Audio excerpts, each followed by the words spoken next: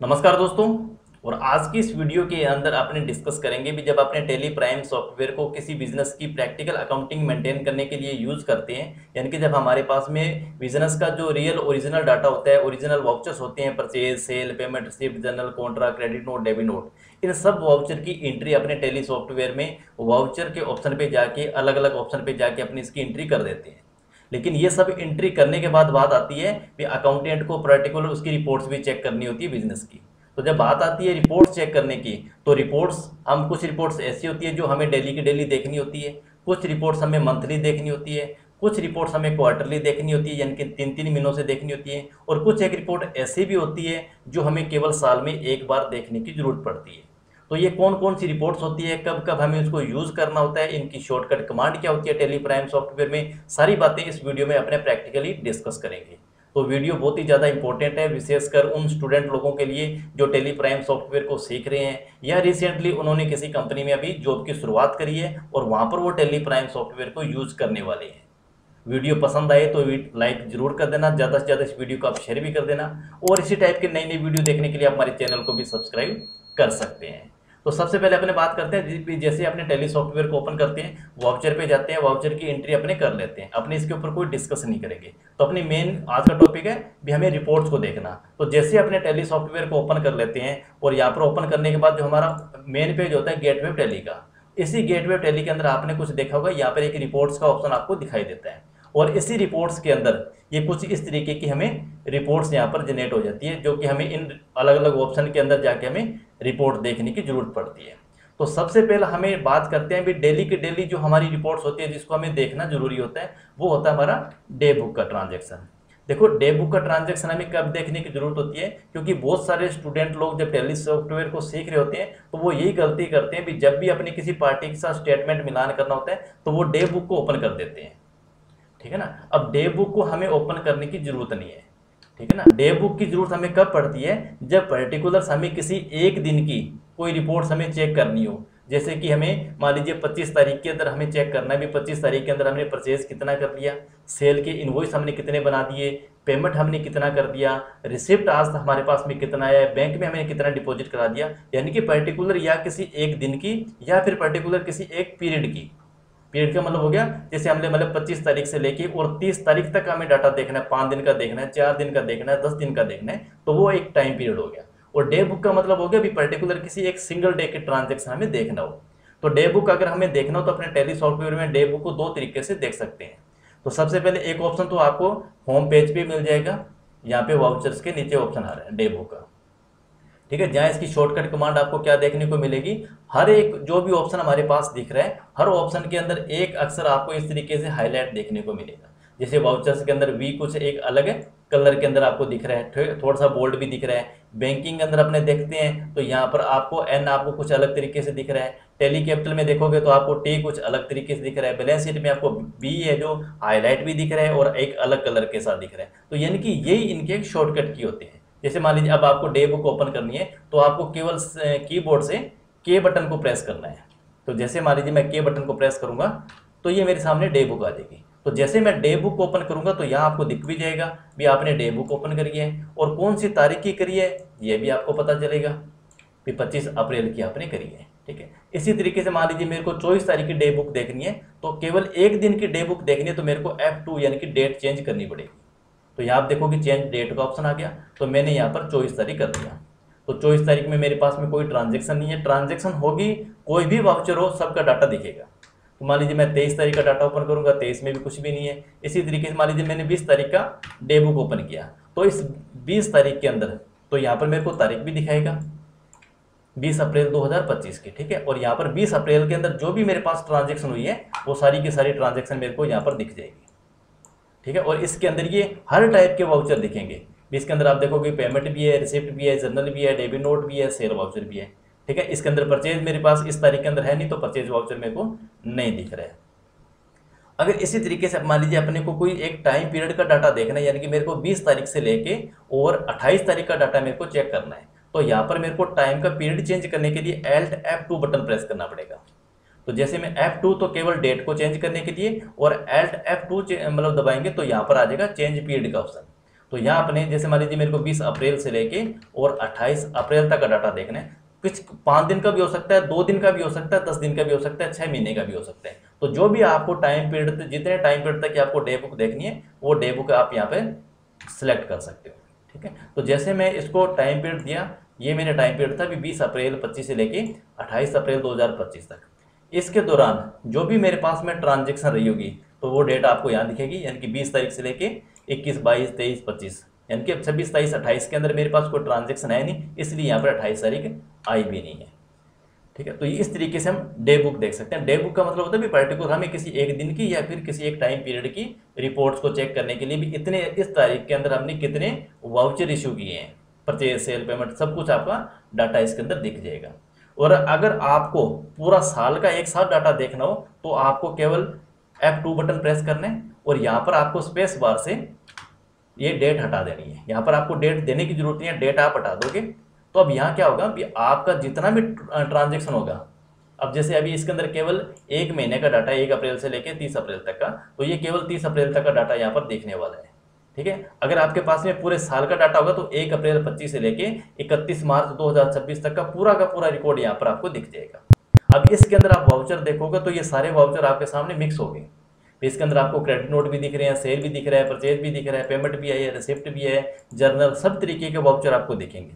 और आप यहाँ चाहते हो भी हम पर्टिकुलर किसी एक वाउचर को देखना चाहते हैं, यानी कि आप ये देखना चाहते हो भी मैंने सेल के वाउचर कितने बनाए हैं, तो केवल आपको एक सिंगल सेल वाउचर देखना है। तो आपको कीबोर्ड से यहाँ आपको ऑप्शन दिखाई दे रहा है वाउचर टाइप का, यानी कि F4 बटन आपको प्रेस करना है। तो यहाँ आपके सामने वाउचर की लिस्ट आ जाएगी और इस लिस्ट में से आपको जो भी वाउचर देखना है, जैसे मान लीजिए मेरे को सेल वाउचर देखना है तो मैंने सेल पे क्लिक किया, तो यहाँ पर इस साल के दौरान जितने भी मेरे सेल वाउचर हैं वो सेल के सेल वाउचर यहाँ पर मेरे को दिख जाएंगे। परचेज कितना किया है, F4 वापिस जाके आप परचेज पे भी क्लिक कर सकते हो तो आपको परचेज का डाटा दिखेगा। पेमेंट आपने कितनी करी है, पेमेंट करोगे तो पेमेंट आपके सामने वाउचर ओपन हो जाएंगे। तो इसी तरीके से आपके जो पर्टिकुलर एक वाउचर को देखना चाहते हो तो वाउचर भी देख सकते हो। अदरवाइज आप वन टाइम जाके डे बुक को देखोगे तो यहाँ पर आपको सारा डाटा, सारे वाउचर जो मिक्स में दिखाई देंगे। ठीक है ना, तो डे बुक अपने 2 तरीके से देख सकते हैं। पहला ऑप्शन आपके सामने आ जाएगा गेटवे ऑफ टैली पे, वाउचर के नीचे ऑप्शन आता है टैली सॉफ्टवेयर के अंदर डे बुक का। दूसरा ऑप्शन आपके पास में डिस्प्ले मोर रिपोर्ट्स पर जाएंगे और यहाँ पर एक ऑप्शन आपको मिल जाएगा डे बुक का।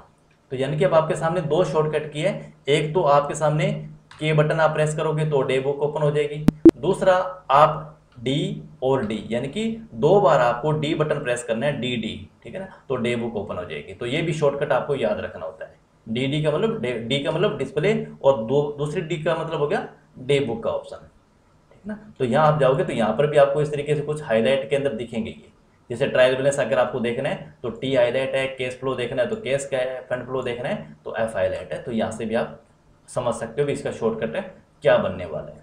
तो ये आपको डे बुक का ऑप्शन समझ में आ गया होगा। फिर भी अगर आपको इस वीडियो से संबंधित, रिपोर्ट को देखने से संबंधित कोई क्वेरी है, आपके कोई क्वेश्चन है तो आप हमें कमेंट करके जरूर बताना। हम नेक्स्ट वीडियो के अंदर पूरी कोशिश करेंगे या कमेंट के जरिए भी आपका रिप्लाई देने की कोशिश करेंगे। ये रिपोर्ट होती है हमें डे बुक को डेली का डेली देखने के लिए।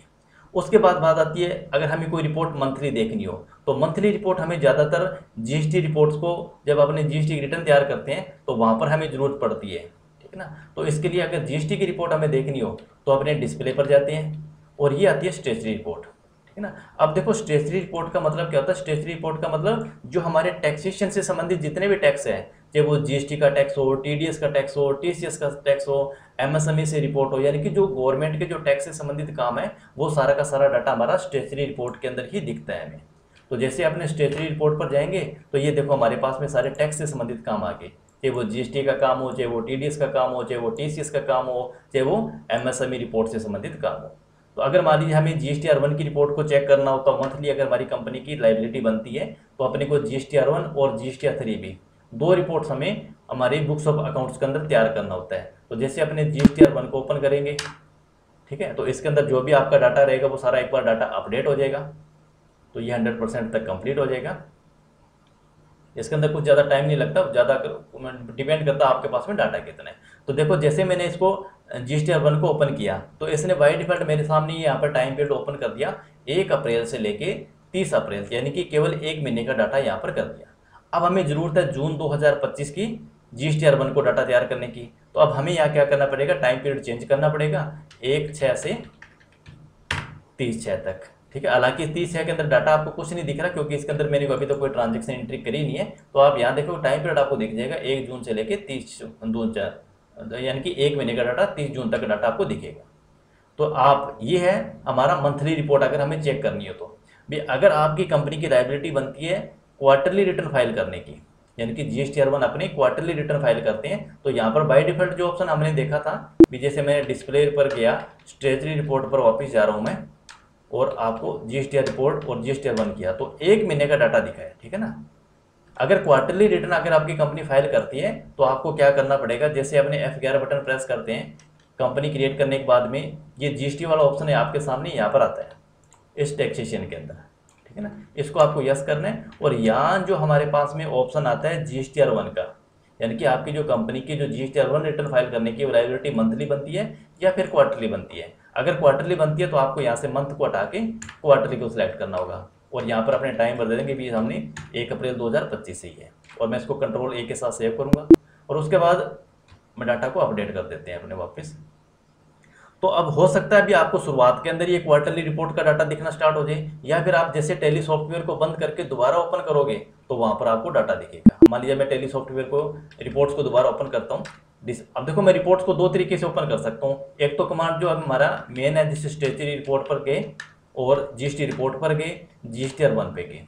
ठीक है, दूसरा ऑप्शन आपके पास में है, डायरेक्ट आप यहाँ से Alt+G शॉर्टकट यानी कि जो गो टू का ऑप्शन आ रहा है यहाँ से आप जा सकते हो। जैसे आपने ओपन किया ये यहाँ पर सर्च का ऑप्शन आ जाता है, जैसे यहाँ पर आपको सर्च करना है GSTR1।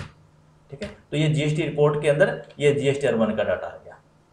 ठीक है, जैसे आप GSTR1 पे क्लिक करोगे तो अब जैसे आपने GSTR1 पे क्लिक किया तो यहाँ पर इसने देखो एक पर्टिकुलर क्वार्टर का डाटा ओपन कर दिया, यानी कि 1 अप्रैल 25 से लेके 30 जून 2025 तक का GSTR1 की रिपोर्ट को ओपन करके छोड़ दिया, क्योंकि वहाँ पर हमने क्वार्टरली इसका डाटा हमने अपडेट कर दिया। इसी तरीके से हमें GST रिपोर्ट के अंदर जाके GSTR3 भी हमें रिटर्न फाइल करनी होती है। तो GSTR3 भी के अंदर अभी आप देखोगे यहाँ पर केवल इसने सिंगल मंथ ही लिया है, इसने पूरा क्वार्टरली डाटा नहीं लिया है। तो अगर आपका क्वार्टरली डाटा नहीं आ रहा तो आपको ये विशेष ध्यान में रखना है, आपको सॉफ्टवेयर के भरोसे नहीं रहना है। आपको 1 अप्रैल से लेके और 30 जून यानी कि 30/6 तक का डाटा आपको अपडेट कर देना है। तो ये आपकी पर्टिकुलर एक क्वार्टरली GSTR3 भी यहाँ पर तैयार हो जाएगी। तो ये टाइम पीरियड आपको यहाँ दिख जाएगा 1 अप्रैल से लेके 30 जून 2025 तक का रिकॉर्ड। इसमें अप्रैल मई जून 3 महीनों का रिकॉर्ड प्रॉपर आपके सामने आ जाएगा। तो इसी तरीके से ये तो था हमारा GSTR रिपोर्ट, हम मंथली भी फाइल करते हैं और क्वार्टरली भी रिटर्न फाइल करते हैं। लेकिन अब बात आती है हमारी TDS रिटर्न की। तो TDS की जो रिटर्न होती है वो हमारी क्वार्टरली रिटर्न फाइल होती है। अपने चाहे बात करें फॉर्म 26Q की, चाहे बाद में बात करें 27Q की। तो जैसे मान लीजिए अपने 26Q का डाटा अपने करेंगे तो यहाँ आप देखोगे बाय डिफॉल्ट इसका जो टाइम पीरियड है वो ऑटोमेटिक ही क्वार्टरली आ गया। 1 अप्रैल 25 से लेके 30 जून 2025 तक किस किस का हमने TDS काटा है, कितनी अमाउंट पे काटा है, वो सारा का सारा डाटा यहाँ पर आ जाएगा। ठीक है ना। इसी तरीके से 27Q का अगर आप फॉर्म देखोगे तो यहाँ पर वो भी हमारे पास क्वार्टरली है, 1 अप्रैल 25 से लेके 30 जून 2025 तक का। इसी तरीके से अगर आपको TCS की कोई रिपोर्ट देखनी है, ठीक है, 27 इसका फॉर्म अगर आपको देखना है तो ये भी आपके सामने क्वार्टरली ही ओपन होगा 1 अप्रैल 25 से लेके 30 जून तक का। तो यानी कि ये रिपोर्ट्स हमारे पास में अलग अलग मतलब टैक्सेशन के लिए अलग अलग डाटा को देखने के लिए हमें रिपोर्ट्स के ऑप्शन का यूज़ करना होता है। तो इसी तरीके से हम डे बुक की देख सकते हैं, GST की रिपोर्ट को मंथली देखना है मंथली देख सकते हैं, क्वार्टरली देखना है क्वार्टरली भी देख सकते हैं, और TDS या TCS है वो तो ऑलरेडी क्वार्टरली होते ही हैं। उसके बाद में हमारे पास में आ जाती है MSME की रिपोर्ट। अब देखो MSME के अंदर भी अगर अपने यहाँ पर जाके देखेंगे तो यहाँ पर कुछ इस तरीके की डिटेल आती है, MSME from 1 annexure update party MSME detail. ठीक है ना। MSME डिटेल पे जाके देखेंगे तो यहाँ पर आपको पार्टी वाइज बताना पड़ेगा भी जो आपके क्रेडिटर हैं, जैसे मान लीजिए आपका कोई क्रेडिटर है, ये एक पार्टी है। ठीक है। अब ये जो पार्टी है जो MSME के अंदर कौन से में रजिस्टर्ड है, क्योंकि MSME के हमारे पास में 3 स्लैब है, माइक्रो है, स्मॉल है, मीडियम है। तो कौन से इसके अंदर इंटरप्राइजेज है जो कौन से अंदर रजिस्टर्ड है, माइक्रो में है या फिर स्मॉल में है। माइक्रो है तो यहाँ पर उसका उद्यम रजिस्ट्रेशन नंबर वगैरह वो हमें यहाँ पर बताना पड़ेगा। उसके बाद में इसका जो स्टेटस है वो क्या है, भी आपका सप्लायर तो है, आपने गुड्स परचेज किए हैं, लेकिन वो क्या है, मैन्युफैक्चरर है, कोई सर्विस प्रोवाइडर है, या फिर वो ट्रेडिंग करते हैं। तो वो भी हमें यहाँ पर इसकी एक्टिविटी हमें यहाँ पर बतानी पड़ती है। तो वो तो स्टार्टिंग में अपने जब अपने लेजर क्रिएट करते हैं तो ये ऑप्शन हमारे सामने वहाँ पर भी आता है। और उसके बाद अपने बात करते हैं एमएसएमई का जो एनेक्सर 1 है, तो इसके अंदर हमें वो ऑप्शन भी हमें देखने को मिलेगा, क्योंकि हमारा इनकम टैक्स का जो रूल है 43B क्लोज एच वाला भी, अगर हमारा कोई सप्लायर है जो कि सर्विस प्रोवाइडर हो सकता है या फिर मैन्युफैक्चरर हो सकता है, अगर उसको अपनों ने कोई ऐसे बिल है जो 45 दिनों के बाद उनको अगर अपनों ने पेमेंट करी हुई है, तो उसका हमें जो अमाउंट है एक्सपेंसेस है वो हमारे प्रॉफिट के अंदर ऐड हो जाएगा, उसका हमें जो एक्सपेंसेस हमने जो क्लेम किया उसका हमें बेनिफिट नहीं मिलेगा। तो वो उसी के लिए हमें ये रिपोर्ट्स को भी कंटिन्यू रूटीन के अंदर हमें देखना पड़ता है। ये ड्यूरिंग द ईयर चल रहा है, कोई दिक्कत नहीं, लेकिन जब बात आती है मार्च महीने के अंदर, तो ये मार्च महीने के अंदर बनी ये चीज़ें देखनी जरूरी हो जाती है भी कौन से ऐसे सप्लायर है जिनकी पेमेंट है जो 45 दिनों से ज़्यादा की ड्यू चल रही है। लेकिन कंडीशन ये है कि हमारा सप्लायर ये है तो वो सर्विस प्रोवाइडर हो या फिर वो मैन्युफैक्चर हो। अगर वो ट्रेडर्स है तो हमें इस चीज़ को रिपोर्ट को देखने की जरूरत नहीं पड़ेगी, ये केवल सर्विस प्रोवाइडर और मैन्युफैक्चर सप्लायर के लिए लागू है। ठीक है ना, क्योंकि यहाँ पर भी ये चीज़ लिखा हुआ ना, यहाँ पे टाइप है ये 45 डेज का एज पर एमएसएमई एग्रीमेंट जो हमारा किया हुआ है उसी के अकॉर्डिंग उसी के रिपोर्ट को देखने के लिए। ठीक है, ये रिपोर्ट थी हमारी कुछ टैक्सेशन से संबंधित। उसके बाद बात आती है बैलेंस शीट अपने को देखनी है। तो देखो अब बैलेंस शीट अपने वैसे तो चाहे तो आप मंथली बना सकते हो, 6 महीने से भी बना सकते हो, क्वार्टरली बना सकते हो, और वैसे हमें जरूरत पड़ती है साल में एक बार बैलेंस शीट बनाने की। तो हमें बैलेंस शीट को ओपन करते हैं तो बैलेंस शीट के अंदर भी हमारा वो सारा डाटा दिख जाता है भी टोटल हमारी लाइबिलिटी कितनी है और उसके अगेंस्ट में टोटल हमारे पास में एसेट साइड कितना है। इसके अंदर एसेट साइड के अंदर हमारे पास में क्लोजिंग स्टॉक भी हो सकता है, फिक्स्ड एसेट भी हो सकता है, कैश इन हैंड भी हो सकता है, बैंक बैलेंस भी हो सकता है, लोन एंड एडवांसेज भी हो सकते हैं। ठीक है ना, तो ये हमें बैलेंस शीट केवल साल में एक बार देखने की जरूरत पड़ती है। उसी के बाद प्रॉफिट एंड लॉस काउंट की बात करें तो यहाँ पर हमारा ट्रेडिंग काउंट भी प्रिपेयर होता है और प्रॉफिट एंड लॉस काउंट, यानी कि दोनों मतलब चीज़ें जो हमारे रिपोर्ट्स हैं वो प्रॉफिट एंड लॉस काउंट के अंदर ही आ जाती है। तो टोटल हमारी परचेज कितनी है, टोटल सेल कितनी है, टोटल हमारे पास में स्टॉक कितना बचा हुआ है, इसी तरीके से टोटल हमारे पास में एक्सपेंसेस कितनी है, टोटल बिजनेस की इनकम कितनी हुई है, इसी के अकॉर्डिंग हमारा नेट प्रॉफिट भी हमें प्रॉफिट एंड लॉस काउंट के अंदर देखने को मिलता है।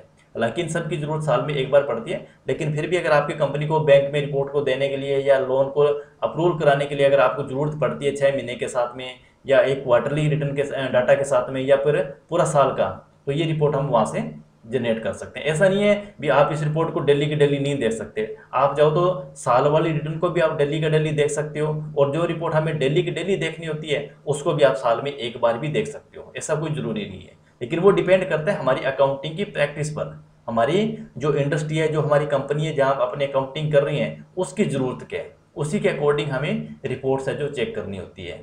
उसके बाद में ये हमारे पास में स्टॉक समरी आ जाती है कि कौन कौन सा स्टॉक हमारे पास में क्वांटिटी में कितना बचा हुआ है, उसकी वैल्यू क्या आ रही है। उसके बाद में ये हमारा रेशियो एनालिसिस, ये रेशियो एनालिसिस का मतलब आ गया कि हमारा जो वर्किंग कैपिटल है, कैश इन हैंड है, वो कितने परसेंटेज वगैरह के साथ में चल रहे हैं। इसकी यहाँ अपने कॉन्फ़िगरेशन वगैरह भी अपने कर सकते हैं। ठीक है ना, इस तरीके से आप इस परसेंटेज वाइज के अंदर भी देख सकते हो कि कौन सा रेशियो आपके किस परसेंटेज के अंदर जा रहा है, प्रॉफिट ग्रोस प्रॉफिट आपका किस परसेंटेज में जा रहा है। ठीक है, नेट प्रॉफिट है वो आपका कौन से परसेंटेज के जा रहा है। तो ये सारा का सारा डाटा हमें ये रेशियो एनालिसिस के अंदर हमें देखना पड़ता है, क्योंकि इसका नाम ही रेशियो एनालिसिस है, क्योंकि डाटा में रेशियो के साथ देखना पड़ सकता है। अभी लास्ट ईयर हमारा क्या रेशियो आ रहा था प्रॉफिट का, ठीक है, और ग्रोस प्रॉफिट क्या आ रहा था, वर्किंग कैपिटल क्या चल रही है, ये सारी की सारी रिपोर्ट हम इसके अंदर देख सकते हैं। उसके बाद यहाँ पर देखकर जैसे ऑप्शन पे आता है डिस्प्ले मोर रिपोर्ट्स, तो इसका मतलब आ गया भी मोर रिपोर्ट्स के अंदर हमें कुछ और रिपोर्टें भी देखने को मिलने वाली है यहाँ पर। तो अपने मोर रिपोर्ट्स पर जाके क्लिक करेंगे तो यहाँ पर भी कुछ अलग टाइप की रिपोर्ट से आ जाती है। जैसे यहाँ पे ट्रायल बैलेंस आ गया, फिर ट्रायल बैलेंस का मतलब हो गया भी आपका total asset side, debit side, यानी कि डेबिट और क्रेडिट साइड का जो क्लोजिंग नेट बैलेंस है वो हमें यहाँ पर देखने को मिल जाता है एक साथ में। प्रॉफिट एंड लॉस अकाउंट और बैलेंस शीट के अंदर हमें दो डाटा अलग अलग देखने को मिलता है, जैसा कि हमारे पास में परचेज सेल कितने हैं, टोटल हमारी इनकम कितनी है, एक्सपेंसेस कितने हैं, वो हमें प्रॉफिट एंड लॉस अकाउंट में देखने को मिलेगा। हमारी टोटल लाइबिलिटी कितनी है, टोटल एसेट कितनी है, वो हमें बैलेंस शीट में जाके देखने को मिलेगा। लेकिन ट्रायल बैलेंस का मतलब हो गया भी ये सारा का सारा रिकॉर्ड आपको वन टाइम एक ही स्क्रीन पर देखने को मिल जाएगा। ठीक है ना, तो इस तरीके से हम यहाँ पर इसको ट्रायल बैलेंस देखते हैं। डे बुक हमने देख लिया, ये हमारे पास में कैश फ्लो, टोटल आपका कैश फ्लो कितना आ रहा है, इनफ्लो कितना हो रहा है, आउटफ्लो कितना हो रहा है। तो यहाँ आप देखोगे भी कैश की मूवमेंट क्या आ रही है, इनफ्लो कितना है और आउटफ्लो कितना है, और ये आपका नेट आपके पास में क्या आ रहा है। ठीक है, इसके बाद फंड फ्लो के अंदर भी सेम वही चीज़, आपके पास में टोटल कितना बचा हुआ है फंड फ्लो, 4,37,000 का आपके पास में ये फंड फ्लो आ रहा है। तो इस तरीके से अपनी ये अलग अलग टाइप की रिपोर्ट्स अपने देख सकते हैं। यहाँ पर स्टेटमेंट ऑफ अकाउंट्स आप देख सकते हो, आउटस्टैंडिंग आप चेक कर सकते हो, भी रिसीवेबल का मतलब आपने टोटल रिसीव कितना करना है, कितने एक्स्ट्रा ऐसे जो आपके कस्टमर है जिनकी जो ड्यू डेट है वो आपकी टाइम पीरियड के से ज़्यादा चल रहे हैं, ओवर ड्यू कितने चल रहे हैं। पेबल्स आप देख सकते हो, भी आपकी टोटल जो आउटस्टैंडिंग है यानी कि जो आपने मार्केट में पैसा पे करना है उसकी आउटस्टैंडिंग कितनी जा रही है, वो रिपोर्ट्स भी आप चेक कर सकते हो। और इस तरीके से यहाँ आप कुछ एक रिपोर्ट, स्पेशल रिपोर्ट यहाँ पर भी देखने को मिलती है आपको, एग्जाम्पशन रिपोर्ट्स, यानी कि इसका मतलब आ गया भी यहाँ आपको जैसे एक नेगेटिव लेजर आ गया, तो नेगेटिव लेजर के अंदर आपको कुछ ऐसे लेजर दिखाई देंगे भी जैसे यहाँ पर आपको एक लेजर दिखाई दे रहा है, ये इसका बैलेंस क्रेडिट में आ रहा है, यानी कि ये कह रहा है भी जब आपने अनिल कुमार के लेजर को क्रिएट किया था तो आपने इसका कोई क्रेडिट साइड का कोई ग्रुप नहीं सिलेक्ट किया था, यानी कि कोई आपने क्रेडिटर सेलेक्ट नहीं किया, ठीक है, कोई आपने लाइबिलिटी सिलेक्ट नहीं करी, आपने इसका कोई करंट एसेट या सैंडरी डेप्टर आपने सिलेक्ट किया था, लेकिन रूल के अकॉर्डिंग उसका बैलेंस डेबिट साइड में रहना चाहिए था, लेकिन ये इसका बैलेंस है जो क्रेडिट में चला गया। फॉर एग्जांपल जैसे मान लीजिए हमारे पास में कोई एक सप्लायर है जो कि हमारा सेंट्री क्रेडिटर है, तो क्रेडिटर का मतलब हो गया भी सॉफ्टवेयर इसको ये मानता है भी इसका जो ग्रुप है यानी कि इसका जो आउटस्टैंडिंग रहेगी, इसका जो क्लोजिंग बैलेंस रहेगा वो हमेशा क्रेडिट साइड में रहेगा, लेकिन माध्यम हमने उसको एडवांस पेमेंट कर दी तो जाहिर सी बात है भी वो उसकी जो अमाउंट का जो क्लोजिंग बैलेंस है वो डेबिट साइड में जाएगा, तो वो इसको नेगेटिव मानता है भी आपका इसको आपने तो जब लेजर क्रिएट किया था आपने इसको क्रेडिटर मान के किया था भी इसका बैलेंस हमेशा बुक्स ऑफ अकाउंट्स के अंदर क्रेडिट साइड के अंदर रहेगा, लेकिन अब ये डेबिट साइड के अंदर जा रहा है, तो इसी तरीके से ये इसको अपोजिट मानते हैं। तो ये लेजर भी आप यहाँ से चेक कर सकते हो। नेगेटिव स्टॉक आपके पास में कितने हैं वो आप चेक कर सकते हो। वैसे तो नेगेटिव स्टॉक आपको स्टॉक समरी के अंदर भी पता चल जाएगा कि कौन से स्टॉक आपके पास में, जिसके साइड में यहाँ पर इस तरीके का कोई माइनस का निशान नहीं है तो इसका मतलब कोई भी स्टॉक आपके पास में माइनस नहीं है। अगर कुछ आपका स्टॉक यहाँ पर माइनस के निशान के साथ दिख रहा है तो इसका मतलब वो स्टॉक आइटम आपके पास में शॉर्टफॉल आपके पास चल रही है, तो उसके हमें चेक करना पड़ेगा भी गलती से कोई सेल का इनवॉइस गलती से तो कोई 2 बार इशू ना हो गया हो, या कोई परचेज की एंट्री अभी करने से रह गई हो, या कुछ प्रोडक्ट तो दूसरा था लेकिन गलती से आपने उसकी जगह उसको रिप्लेस कर दिया हो, तो ये बहुत सारी रीज़न हो सकते हैं स्टॉक आइटम का माइनस में जाने का। तो आई होप कि आज की इस वीडियो से आपको समझ में आ गया भी टैली सॉफ्टवेयर के अंदर हमें जो रिपोर्ट्स देखनी होती है, डे बुक हमें कब देखने की जरूरत पड़ती है, ठीक है, जीएसटीआर 1 की रिपोर्ट हमें देखने की जरूरत कब पड़ती है, बैलेंस शीट को देखने की जरूरत कब पड़ती है, प्रॉफिट एंड लॉस अकाउंट को देखने की जरूरत कब पड़ती है। फिर भी अगर आपका कोई डाउट है, आपके कोई क्वेश्चन है तो आप हमें डेफिनेटली कमेंट करिए कि हम पूरी कोशिश करेंगे रिप्लाई देने की। और वीडियो पसंद आई तो आप लाइक ज़रूर कर देना, ज़्यादा से ज़्यादा वीडियो को शेयर करना। चैनल को अभी तक आपने सब्सक्राइब नहीं किया तो और इसी टाइप के नई नई वीडियो को देखने के लिए हमारे चैनल को भी सब्सक्राइब जरूर कर लेना। Thank you.